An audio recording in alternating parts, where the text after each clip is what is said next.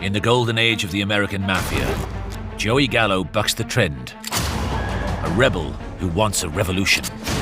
Joey Gallo was not going to play by the rules, and he would do anything to get to the top. He's the Che Guevara of mobdom. This is unheard of in the Mafia. A rising star in the New York Mafia, Gallo brushes off Bobby Kennedy's investigation and in his own mind becomes invincible. He was a psychopathic killer, and that was why he got that name, Crazy Joe. Gallo's whole life is a violent fantasy based on a movie. Joey Gallo is literally acting the part of a movie gangster. He looks like this freak 1940s movie villain. Slipping between different realities, a murderer with an alter ego as a beatnik artist. He's real eccentric. He's smoking reefers with his beatnik wife. But the mob's not going to let Joey write a happy ending for the movie in his mind. It was the most dramatic ending of any gangster film you could ever watch.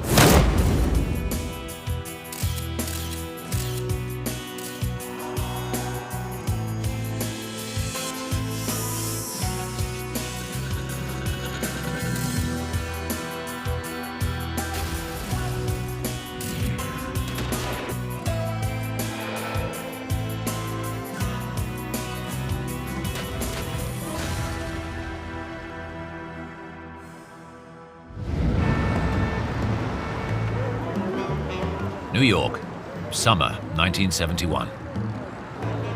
A festive crowd has rallied for the Italian-American Civil Rights League in a celebration of cultural identity.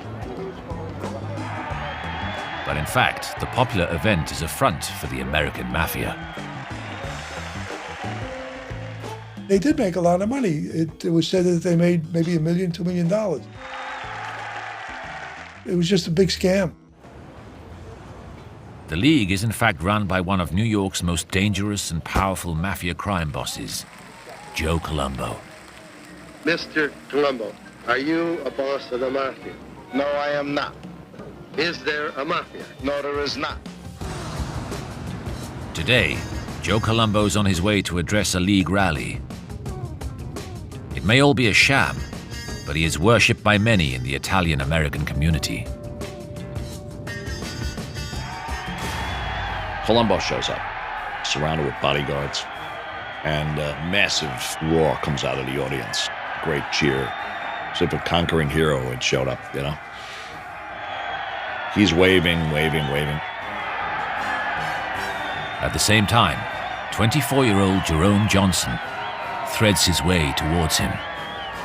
Jerome Johnson was wearing a press card and had a camera, and he moseyed up to Joe Colombo. But Johnson is no journalist. He pulls out a handgun and at point blank opens fire. He shot Joe Colombo in the head. I think he hit him 3 times in the head. Detective Mike Sheenan is caught in the mayhem. I see Colombo go down. I see a bunch of guys run to him. But in the ensuing chaos and mayhem, Colombo's bodyguard guns down Johnson.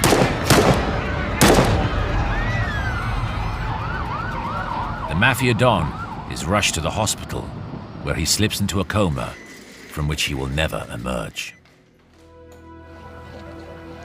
The police immediately get to work trying to figure out who would be foolish enough to assassinate Colombo. This guy was a dope. How the hell are you going to shoot Joe Colombo and then get out of that crowd? He's going to be killed instantaneously. Jerome Johnson had been set up, and whoever sent him to kill Colombo was stepping over a line. Only in extremely rare circumstances could a top mob boss be targeted from within the mafia. It had been a cornerstone of mafia law since 1931. The rule was the only thing that stood between good business and anarchy. But someone wasn't playing by the rules. The biggest violation you could commit in the mafia was trying to kill a boss without the authorization of the commission. Whoever was behind the assassination of Colombo hadn't sought the permission of the New York family heads known as the Commission.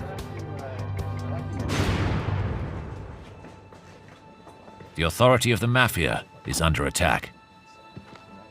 And suddenly, everyone wants to know who ordered the hit. It seems likely the work of a lone wolf. And only one man fits the bill. The obvious choice was Joe Gallo. Gallo had said many times, Colombo, he's dead. I'm going to kill him. He's a dead man. Crazy Joey Gallo was a ghost from Colombo's past. A man at war with Colombo's crime family until he was sent down by the justice system. Driven to ruin by the same mafia don who once raised him up from the streets, Gallo has had 8 long years to plot his revenge on the family that betrayed him. When Joey got out of jail, he was playing by new rules, his own rules. He made them up, and he would kill anybody who stood in his way. Joey Gallo's history with the mob goes back some 20 years to Red Hook, Brooklyn, where he worked for the Profaci family, a rising power in the mafia. He was killing people at a young age. And there was kind of a fear that spread from that. He was actually diagnosed to be schizophrenic when he was just a teenager, and then growing up, his whole persona matched that. Crazy Joey Gallo wasn't called crazy for nothing. An obsessive fan of the movies, Gallo finds the perfect role model for his violent alter ego on the silver screen.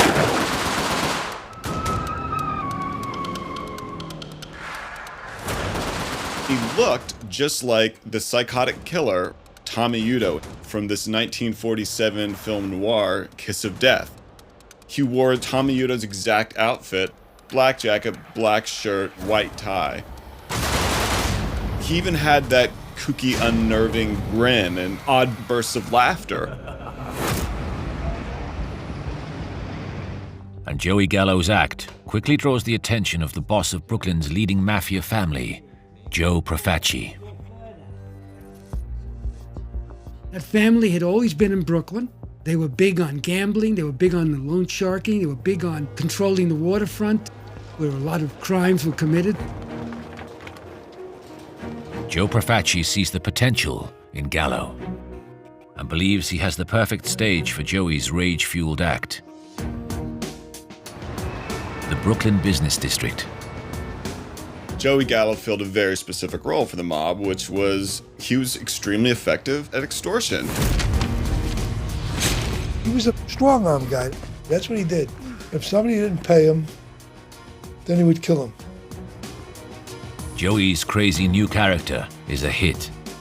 Under Joe Profaci's patronage, Joey Gallo graduates from bit part player to supporting role as enforcer for the Profaci family. But Joey wants more. He wants top billing. But the Profacis are the only mob in Brooklyn. Gallo knows the only way up is within the organization, as a made man. Being made in the mafia was just something that was supposed to be done if you were a young upstart hoodlum. I mean, that's your dream. But to get made, Joey will have to pass a lethal audition.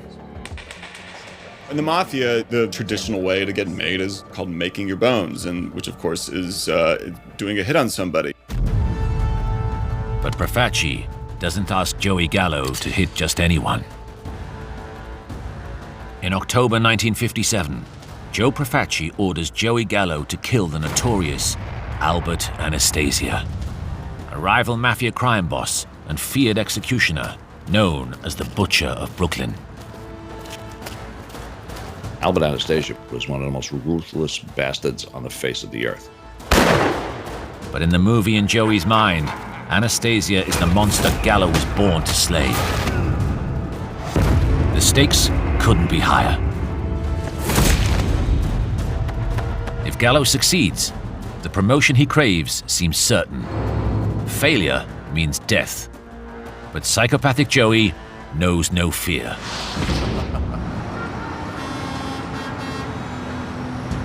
October 25th, 1957.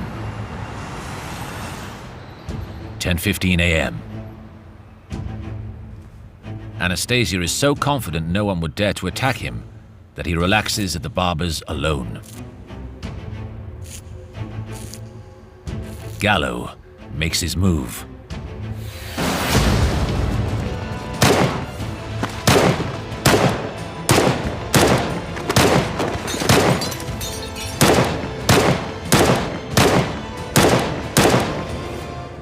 The mob has a new executioner.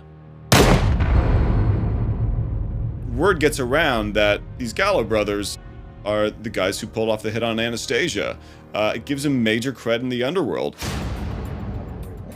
Gallo has killed for the Profaci boss, and now he's a paid-up member of the Profaci family. It's a mobster dream come true. Joey Gallo and his brothers move to new headquarters in Brooklyn, and with Joe Profaci's blessing, start expanding their criminal operations.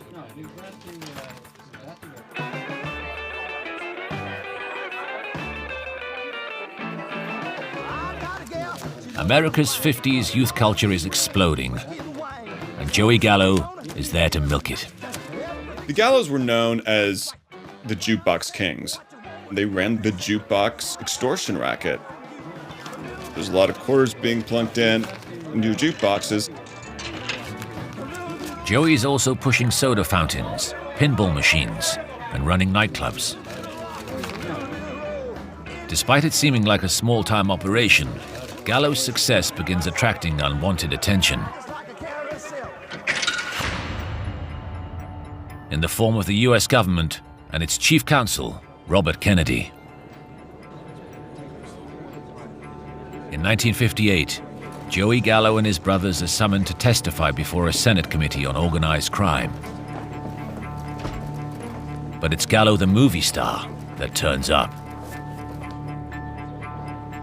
When Joey Gallo is called before Robert Kennedy's McClellan Committee, he shows up in his black coat, and he's wearing sunglasses. He looks like this freak 1940s movie villain, this charismatic wild man.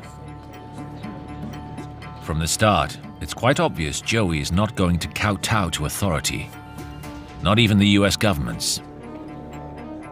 You see this larger-than-life movie gangster is going face-to-face against Robert Kennedy in this nationally televised street fight.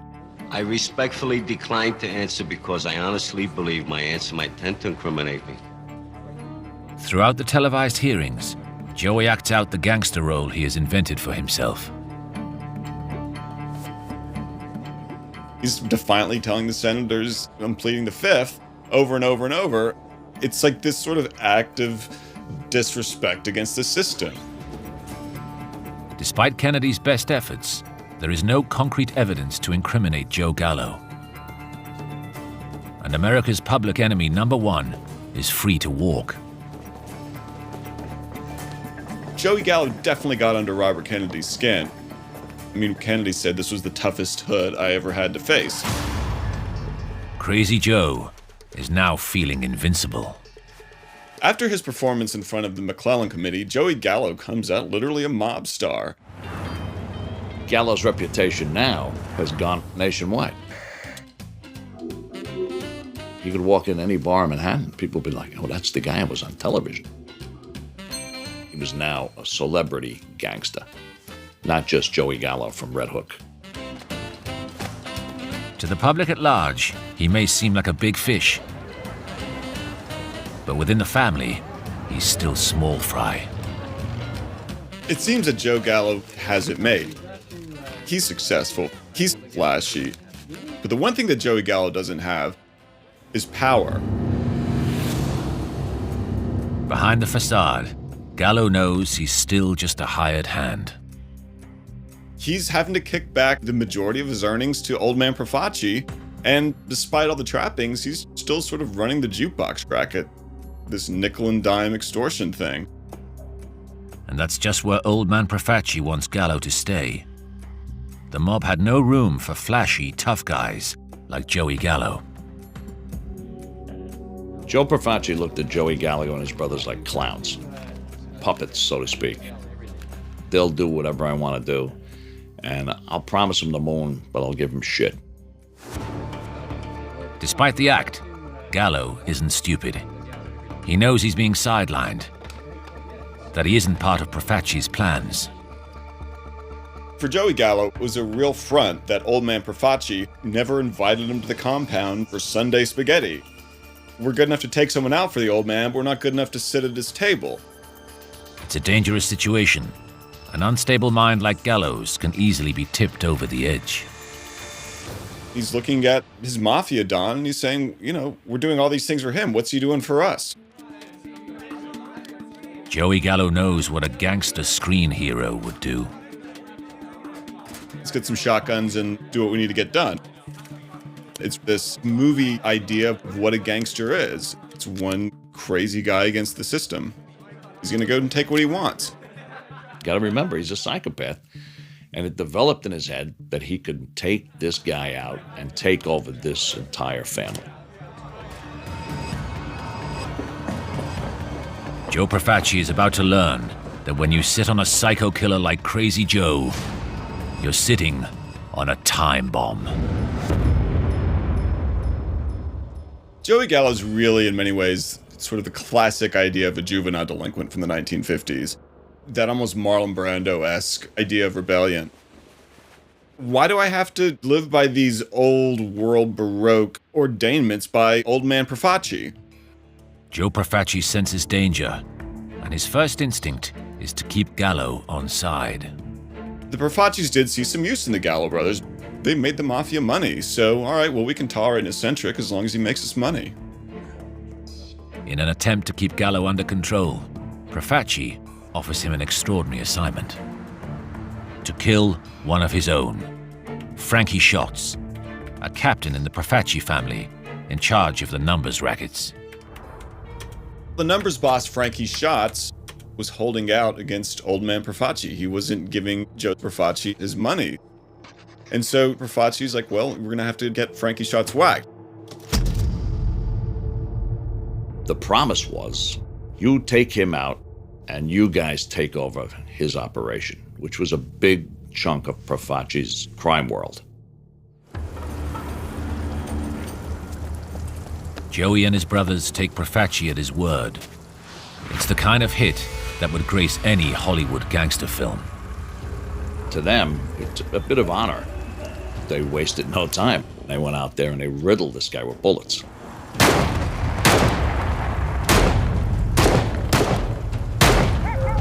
He had like 10, 15 bullets in the face.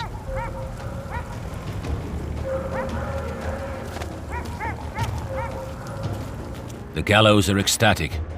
Frankie Schatz's empire is worth a cool $2.5 million. They were thrilled. Now, they thought this was it. But this time, there is a twist in the plot. Profaci changes the deal. He hands over the lucrative share of Schatz's racket to his brother-in-law. Profaci basically betrayed them.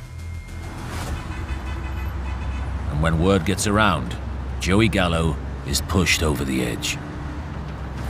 The gangsters were like, hey, you got duped, huh? You're a moron. You went and killed a guy and you got shit for it. That's the way it is. Welcome to Profaci's world. And Gallo went berserk. I mean berserk. This isn't how the movie is supposed to go. So Joey rewrites a new ending. And it's not good news for Profaci. For Joey Gallo, what's the quickest way to success in the mafia? No, I'm not going to spend all my life being a cog in this system. I'm going to do it my own way, even if it means tearing down the entire machine. We got to start a revolution here. March 1960. If there's going to be a revolution, it's going to be done the Gallo way. Joey Gallo's idea was, let's kill them all. Let's take the old man, we'll kidnap him, we'll kidnap his underlings, and let's kill him. In the history of the American Mafia, there has never been a plot like it. No one takes down a boss without permission of the ruling body. But then, Joey Gallo is a rebel. This doesn't exactly conform with the rules of a coup in the Mafia, and there actually sort of were, traditions of how you're going to do it. If you're going to make a coup, you're going to have to get permission of the Mafia Commission. The commission had been set up by Lucky Luciano to stop violence erupting within the mob. For 30 years, its authority has been unquestioned. Now, Joey Gallo wants a revolution. Joey's version is, screw the commission. Let's, we're going to do it our own way. Why do we need their approval for? We're doing a coup.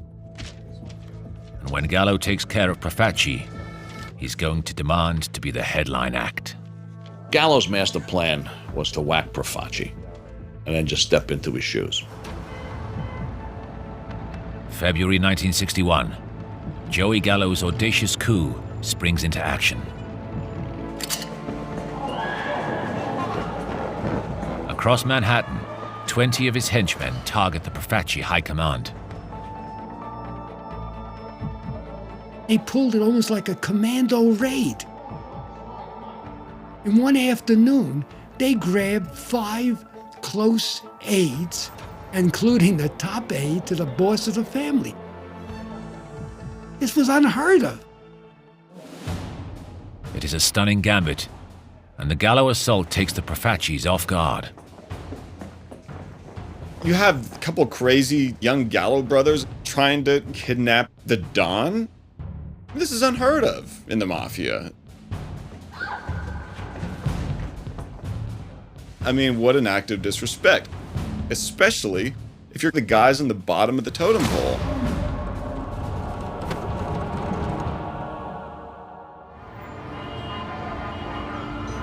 The cream of the Profaci High Command is held at gunpoint in a Manhattan hotel room. It looks like a stunning coup, but for one thing, the top dog is still at large. They kidnap the Don's tight inner circle, but they miss the one guy that they need, which is the Don. If you go after the king, you gotta kill him. Acting on a tip-off, Joe Profaci has skipped town. Too late, the head of the family had learned just how dangerous Mad Joey Gallo can be. Profaci took off down to Florida. I'm out of here. He knew he was a psychopathic killer. With Profaci safe, the tables are turned, and the Gallos are in the corner. The question is, what can they do about it? Practical and cool-headed, Joey's elder brother Larry suggests approaching the commission to broker a deal. Larry Gallo is, let's wait. The commission's gonna tell us what to do. We're gonna resolve this without violence. Joey Gallo doesn't do deals. For him, it's death or glory. Joey's the exact opposite. He's like, let's show him that we mean business. Kill one of the hostages and dump him on the old man's doorstep. Larry Gallo lays it out for his mad brother. Kill a Profaci, and the boss will come back at them with an army of 200 soldiers. Joey's plan is in ruins. In the end, Joey's big brother pulls rank and takes control. The only solution that doesn't end in a bloodbath is to negotiate. And the commission agrees. The commission's idea of how to settle this coup is no violence. Let's not create more attention to the Mafia because it's bad for business. We don't want a lot of feds on us because of a bunch of crazy Gallo brothers. The commission orders Joe Profaci to broker a truce, and the Gallos to release their hostages. Joey, the revolutionary, an all-or-nothing idealist, is being forced to play by the rules. To Joey, the coup was an utter disaster.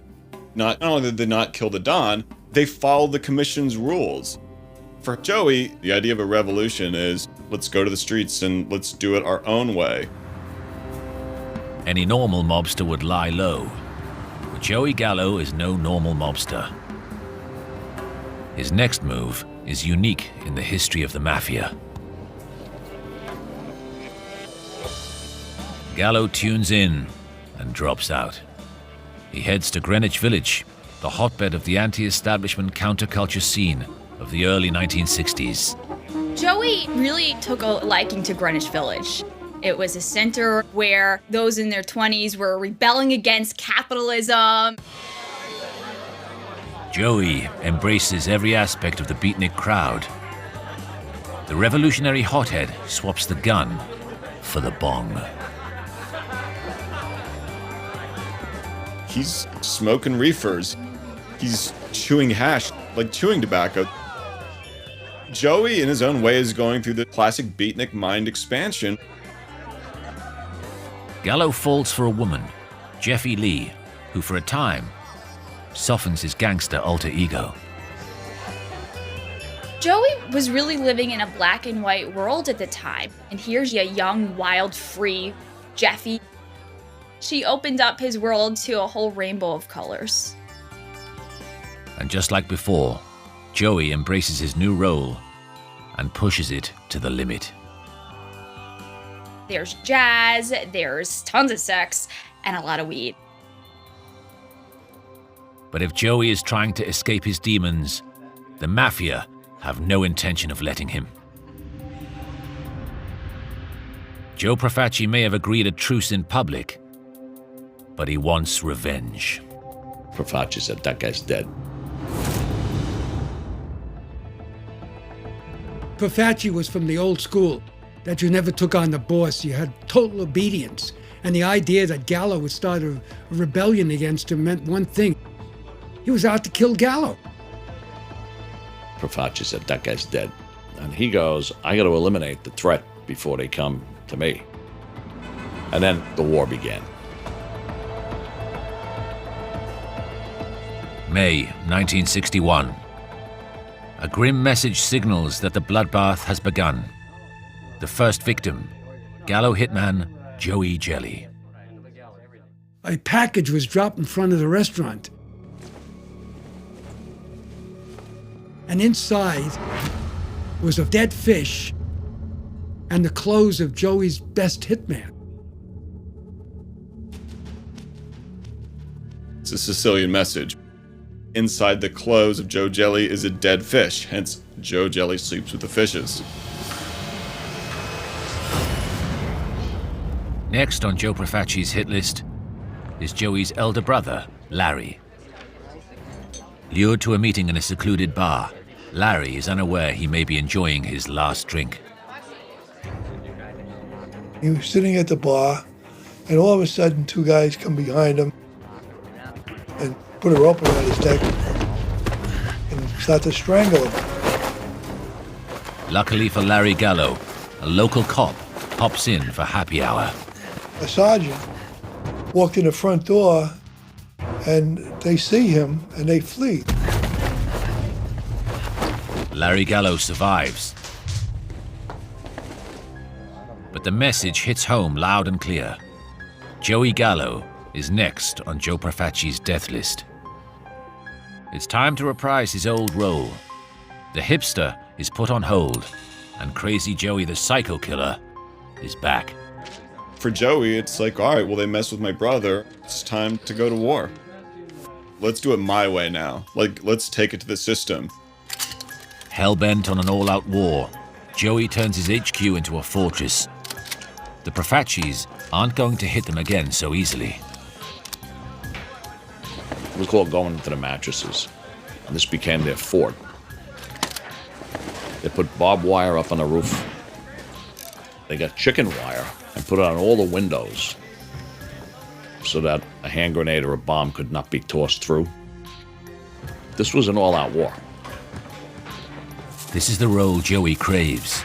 Outgunned and outnumbered, it's Crazy Joe against the establishment. And it'll end in a brutal bloodbath. He's the Che Guevara of mobdom. He's ready to go full on against the Profaci family, and he thinks he's going to win.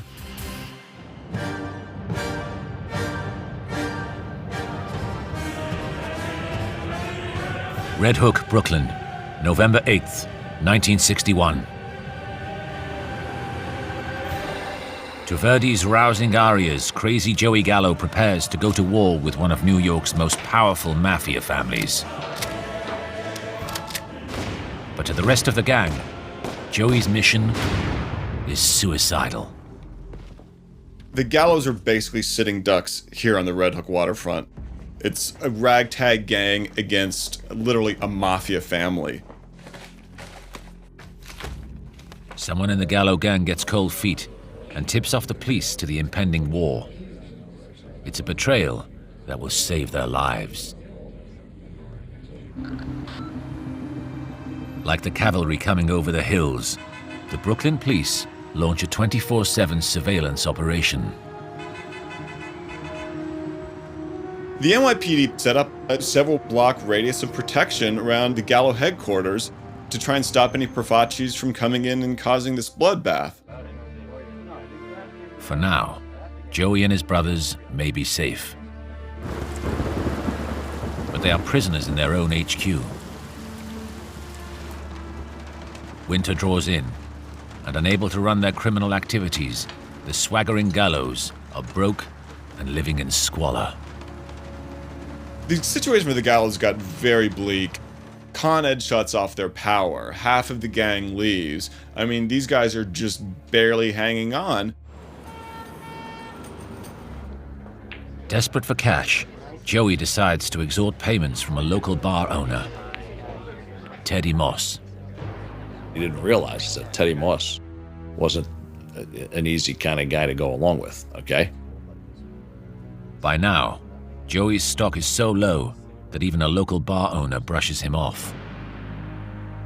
He thought Teddy Moss would fold like a cheap suit. No way. Teddy Moss was like, "You're not taking a piece of my business. I worked my ass for this business." Teddy Moss goes straight to the cops. It's just the break they've been looking for. The cops and the DA, they knew who he was. It was the perfect opportunity to get this guy off the street. And that's what they did. December 1961. Gallo is convicted of conspiracy and extortion. This time, the system wins and hits the rebel with a severe punishment. The evidence was overwhelming. He got sentenced to 7 to 14 years in prison. With Crazy Joey Gallo locked up, order is restored to the mafia underworld. For now. They jailed Joey right in the midst of this Gallo-Profaci war, so the Gallos effectively lose their Che Guevara. Joey Gallo does his best to acclimatize to life behind bars. While in prison, Joey Gallo begins a second phase of life. He suddenly discovers books. The once violent and impulsive Gallo cools his heels behind bars, reading books and painting.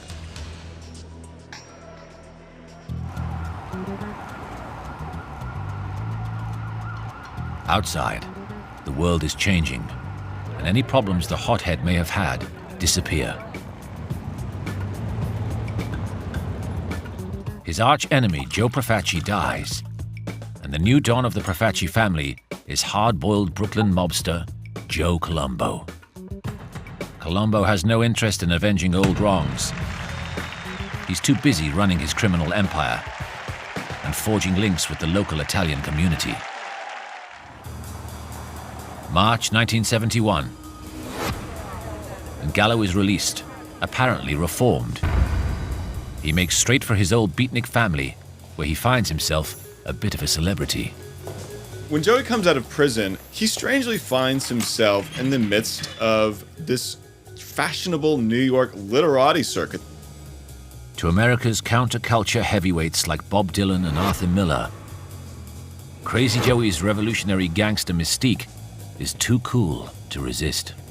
They see a romantic outsider figure who's on the outside of whatever side there was, This countercultural, anti-hero going against the system.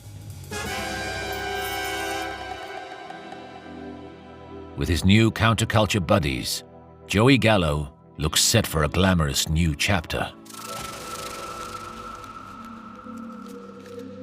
When Joe Colombo hears that Joey Gallo is coming to see him, alarm bells go off. He's right to worry. Beneath the flower power hipster burns an irrepressible desire for revenge. Joey can't resist reprising his old role one last time. Joey Gallo is not a normal human being. He's not somebody who goes to prison and comes out rehabilitated. No. What did he spend the 8 years in jail doing? Plotting. And every single day he spent behind bars was filled with more and more rage. Joey Gallo wasn't just painting in the slammer. He had a maverick ruse to remain one step ahead of his enemy.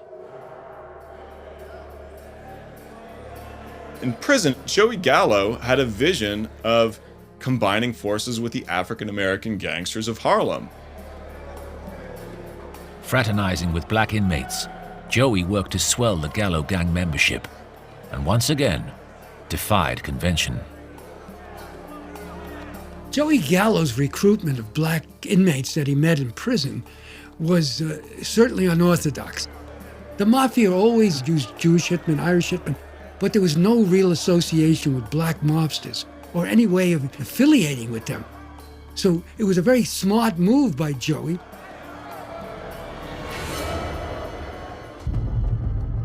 Joey wastes no time in letting Colombo know that Joey Gallo isn't going to go away. And he goes and he meets, he has a sit down with Joe Colombo, and he said, all these years I did in a can, you guys owe me some respect, you owe me some money. Joe immediately demands a $100,000 gift because he had never agreed to the truce. And he wants a bigger cut of the Colombo family activities. Colombo is well aware of Gallo's reputation. It's a critical moment for the boss. He knows how dangerous Gallo can be, but he's got a reputation to keep. Colombo makes a big call. Colombo went, yeah, I'll tell you what, here's $1,000. He throws 1,000 on the table. He says, here, you know what you do? You go have yourself a great welcome home dinner. Joe Colombo wanted no part of Joey Gallo. He knew he was wild and crazy, and that he was a potential nemesis, and he wasn't going to play ball with Joey Gallo. It's a big mistake. Joey Gallo basically throws it back in his face. And he's like, yeah, you think this gang war's over? It's just started. The rage inside Gallo is building and building and building. He basically announces Colombo's dead. He's a dead man. The Gallo-Profaci War was back on. He thought he would be the next boss of the Colombo family, and would be known as the Joey Gallo family. With a new war threatening to erupt, Colombo knows he has to move fast. The reaction by the family against Joey Gallo for putting a hit out on Joe Colombo is death. They put out an open contract on Joey Gallo. If Joey's going down, he's going to make sure he takes Colombo with him. And his new prison contacts will ensure that no one sees it coming. Gallo knows no one will be expecting an assassin from Harlem, so he hires an unknown 2-bit drug addict.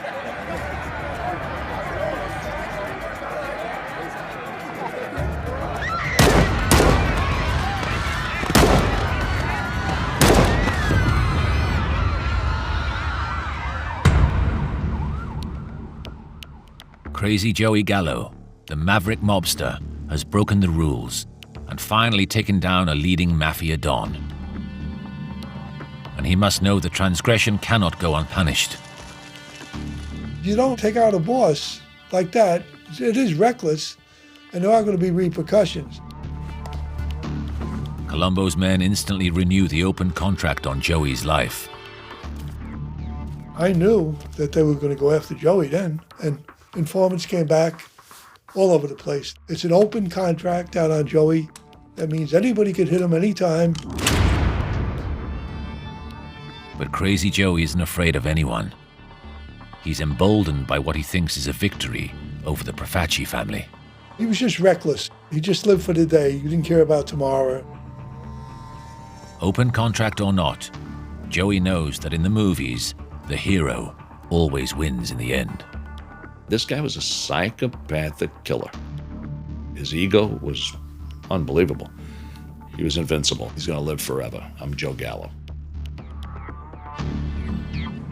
April 6th, 1972. Little Italy. Joey is celebrating his 43rd birthday with his entourage. They're sitting in the back and having a nice dinner of clams and shrimp and all that stuff. And everything's fine.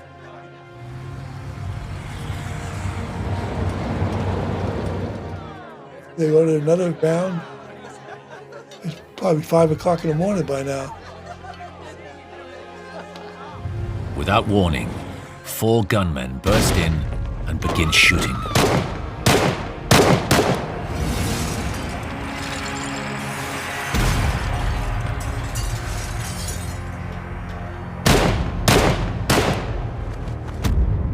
The executioner's bullet pierces Joey's carotid artery.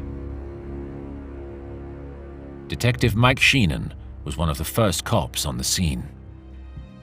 I looked down and I said, "You know what that is?" So that's Joey Gallo. Joey Gallo. That's Crazy Joey Gallo. And he was gone. It's a fitting climax for a man who modeled himself on a Hollywood noir gangster. Joey Gallo simply had to go down in a hail of bullets. Joey Gallo's really living out his ultimate movie fantasy by getting gunned down in spectacular fashion in front of Umberto's Clam House in Little Italy. Embraced by a New York fashionable elite as a counterculture anti-hero, Joey Gallo's funeral is attended by hundreds of mourners. It's an example of the naivety of a lot of people, including Bob Dylan, who writes a song about him. Joey was sophisticated enough that he acted like he was really innocent and that he was a victim of society, not somebody who victimized society. Behind the romanticized image hid a different man, capable of ruthless brutality and cold-blooded murder, who started one of the bloodiest wars in the history of the mafia and rocked the mob to its core.